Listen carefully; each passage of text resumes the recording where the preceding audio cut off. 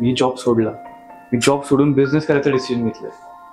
अरे मग जॉब का सोडतोयस? जॉब करत करत बिझनेसचं बघ ना. मी हा पार्ट टाइम बिझनेस थोडी येतो. तुला अजूनही सांगतोय, नीट वाग. नाही वागणार मी. काय करणार आहेस?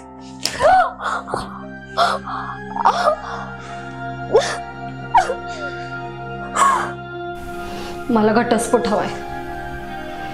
कागदपत्र पाठवते. माझी आई म्हणाली की जी व्यक्ती तुला आवडेल ना तिला ही फ्रेंडशिप बँड बांध.